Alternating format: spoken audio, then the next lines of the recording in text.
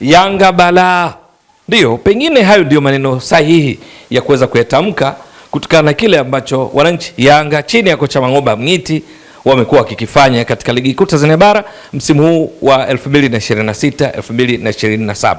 Ndio, leo hii wakicheza dhidi ya timu ngumu ya JKT Tanzania kwenye uwanja wa KMC Complex Mwenge jijini Dar es Salaam, ambapo Yanga walikuwa wenyeji, wakapiga mpira mwingi wakimiliki kuanzia dakika ya kwanza mpaka mwisho wa mchezo, wao wakiwa ndio timu ya kwanza, lakini mwisho wa siku wakapata ushindi mnono mabao 4-0, na hivyo kukwea pale juu kileleni mwa msimamo wa ligi kuu Tanzania bara, sasa wakiwa na pointi 9 baada ya michezo mitatu, wakiongeza idadi ya mabao kutoka 7 waliokuwa nayo, sasa na mabao 11, lakini wakiruhusu mabao 2 tu.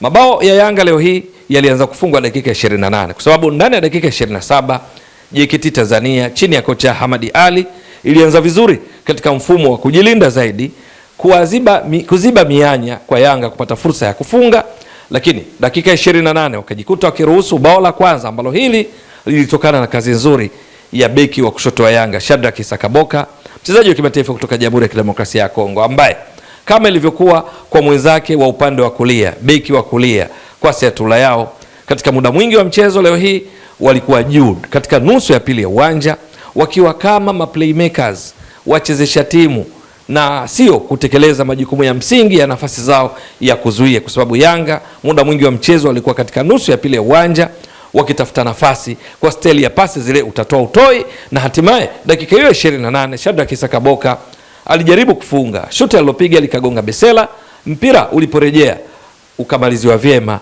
na Albert Kangwanda, MVP katika ligi kuu ya Zambia msimu uliomalizika 2025-26, akapiga shuti ambalo lilimshinda golikipa Ramadhani Chalamanda na kuiandikia Yanga bao la utangulizi. Lakini dakika 34 tunakumbuka vizuri, Ibra Baka, beki wakati wa Yanga katika mfumo wao leo hii wa baada ya golikipa kuwa na walinzi 4, viungo wawili wa ukabaji, viungo 3 ushambuliaji na mshambuliaji kinara mmoja, akaifungia Yanga bao la pili.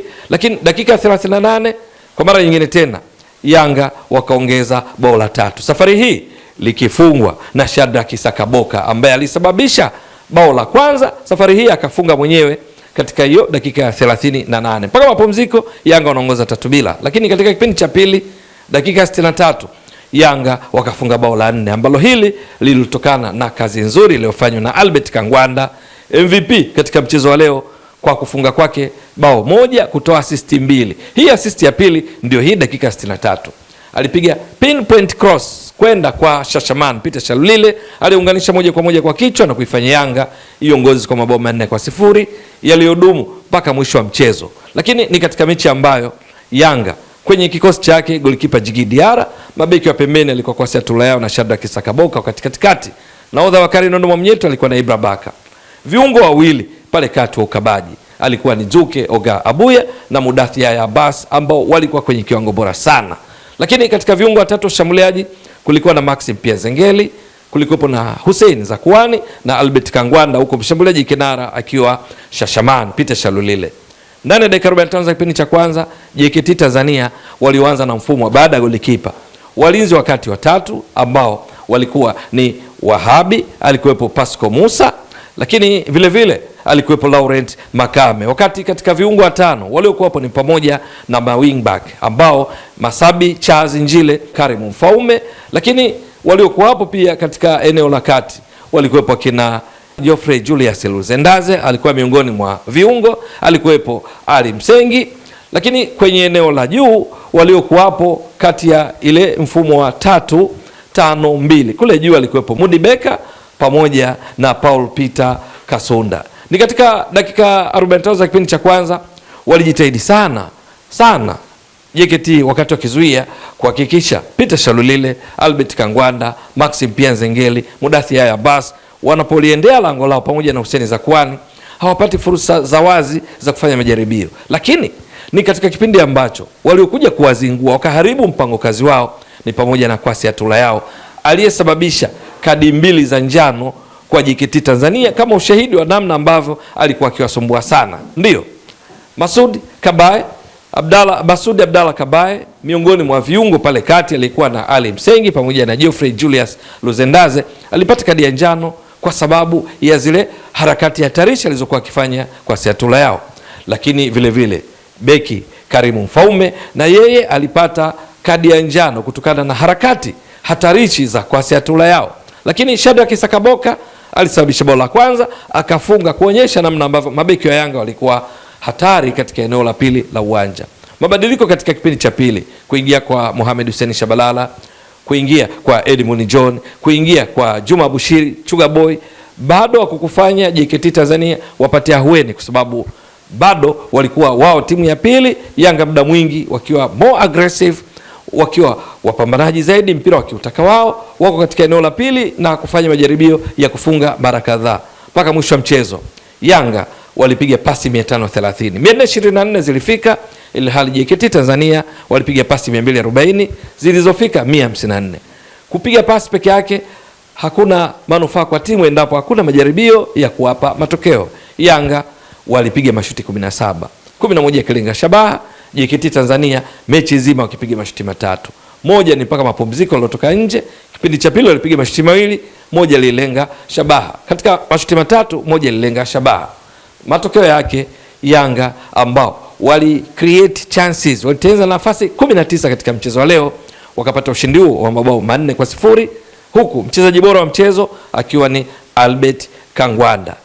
Nini kilichoibeba Yanga leo hii? Kwanza kutekeleza mpango kazi wa kocha Mangoba Mngiti, ambaye katika baadhi ya nyakati, ingawa Yanga ilikuwa ikiongoza, alionekana akifoka kwa kuona baadhi ya mambo hayatekelezwi vile atakavyo. Lakini kimsingi Yanga ilipiga mwingi mno katika umiliki wa mpira, ambao ni kutekeleza mpango kazi wa Mangoba Mngiti kwamba wawe timu ya kwanza. Pili, muda mwingi walikuwa wakicheza katika nusu ya pili ya uwanja kuwafanya JKT Tanzania wasipate nafasi hata ya kuanzisha vyema mashambulizi yao.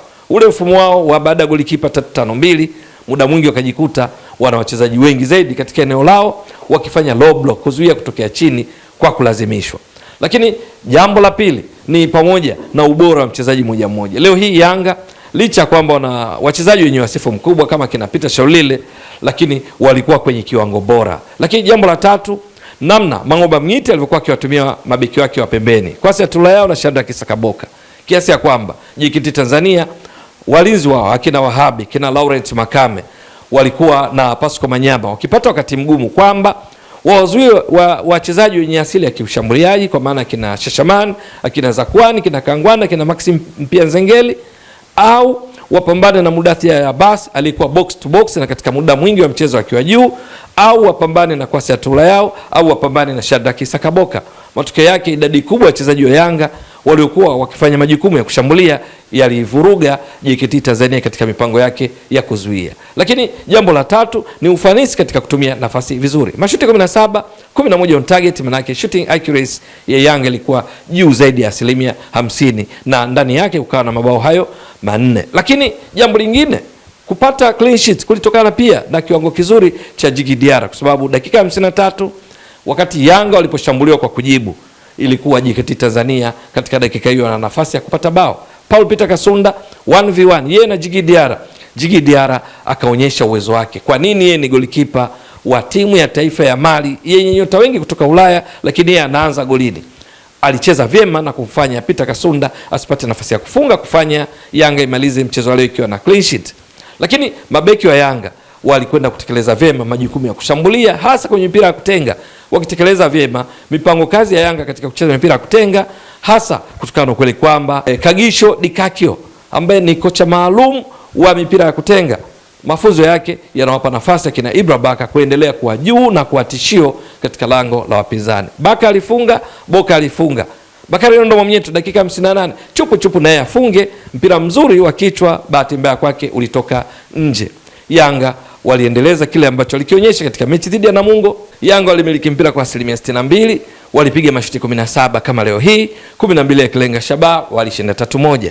Mechi dhidi ya Coastal Union Yanga walimiliki mpira kwa 70%, wakapiga mashuti 32, 12 yakilenga shabaha, wakashinda 4-1. Leo hii Yanga wanamiliki mpira 73%, wanapiga mashuti hayo 17, 11 yanalenga shabaha, wanashinda 4-0.